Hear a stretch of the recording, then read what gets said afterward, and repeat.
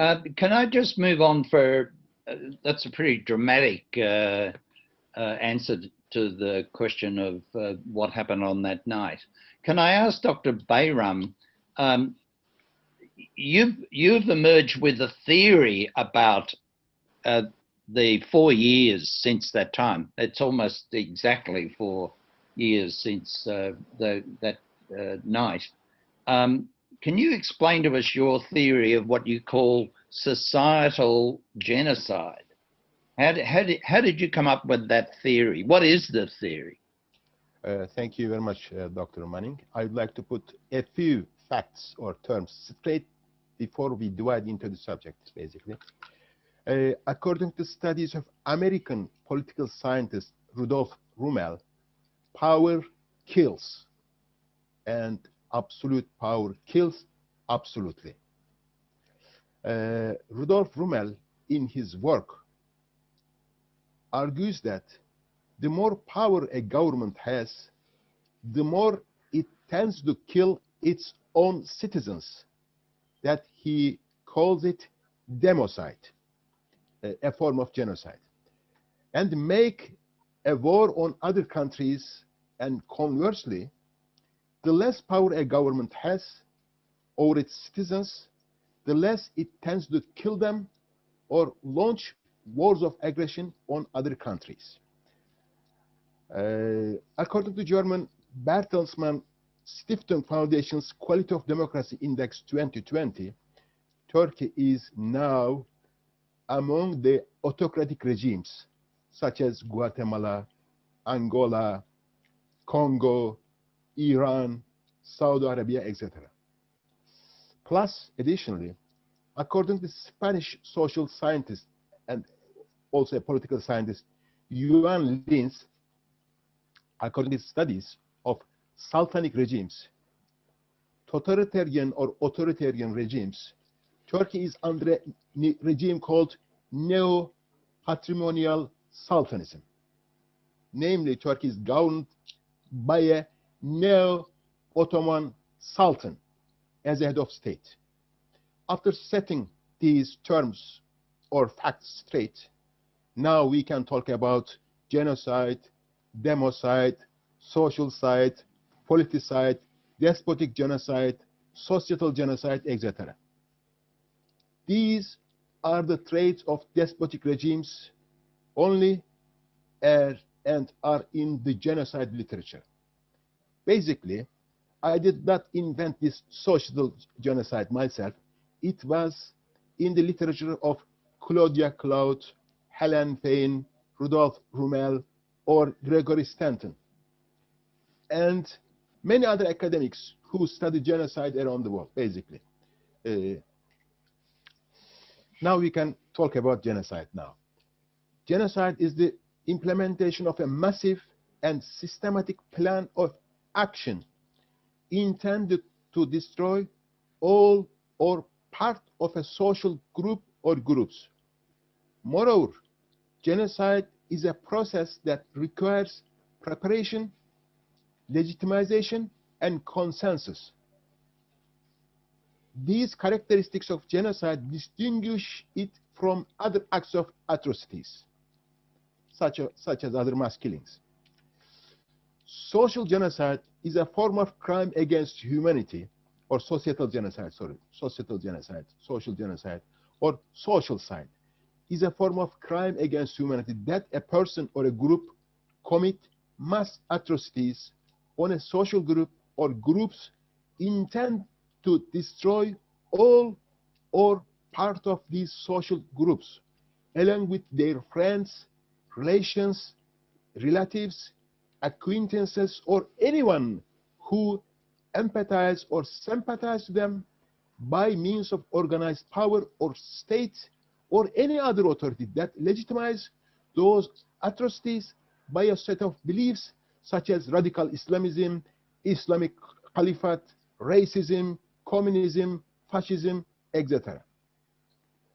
All genocides have common features as described in the 10 stages of genocide by Gregory Stanton, yet all genocides are also sui generis, unique crimes against humanity concurrently. That's why, So, yeah, sorry, yes, can I just yeah. to make it? You're saying that genocide, this kind of genocide, is about deconstructing the whole of society, and not just a matter of whether how many million people are killed or things like Rwanda and so on and so on. So it's not just about numbers; it's about structures. That is absolutely true. And as I said, all genocides are different, sui generis, unique. For example, you cannot compare genocide committed in Germany to genocide committed in Cambodia, in Ukraine by Stalin, in in Rwanda by Hutus, I think, this and that. So all genocide have common features as described by Gregory Stanton, but all genocides concurrently unique too. So what is the unique Erdogan genocide, if you put it like that? That's true. Now we come to the real question and terms. The atrocities committed by political Islamists in Turkey is termed as societal genocide or social side, firstly because the regime planned, prepared, legitimized, and socially engineered majority of public's consent to all of its atrocities. It has committed on the basis of an Islamic ideology similar to ISIS, the terrorist organization that operated in Iraq and Syria, Yes, yes. Taliban, or Al Qaeda.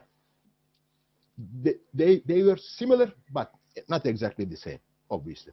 Secondly, they labeled, targeted, and victimized hundreds of thousands of innocent people for the crimes that either didn't exist or uh, or they did not commit, engaged in, or somehow participated in ancillary. Every targeting and victimization were carried out on the basis of government blacklists, prepared weeks, months, or even years before. Thirdly, targeted populations were so much demonized or dehumanized that this is a part of that 10 stages of genocide described by Gregory Stanton. They were so much demonized or dehumanized that husbands, wives, partners, children, grandchildren, parents, grandparents, brothers, sisters of those targeted populations could also be punished for just being family members or relatives of those labeled criminals. Furthermore, in some contexts, many people who found the targeted population to console or help them socially or economically were also targeted with the same wrath by being put in the same category of terrorism with them, or at least in the category of aiding or supporting terrorism. So can Yes, I give please. an Yes, please. example? Is the Gulenists, are they the ones being Fethullah Gulen's supporters? Are they the ones now being demonized? Is that does that fit your definition? Absolutely true. Not only Gulen, even babies.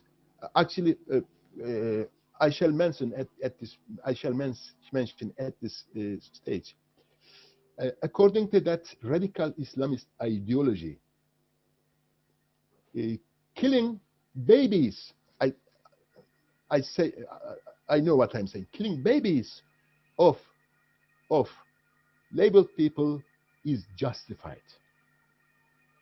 This ideology comes from medieval period of Islam, basically, and uh, groups like ISIS, Taliban, or Al Qaeda, or some Islamic political Islamic groups subscribe to that ideology. So they can kill anyone, men, women, children, babies, of anyone they label as enemies of their uh, form of Islam, basically. But surely that's not permitted under the Quran, under the you know, common beliefs of most Muslims. Surely. That is true. Surely that is not permitted in the Quran, but it is absolutely categorically permitted in political Islam.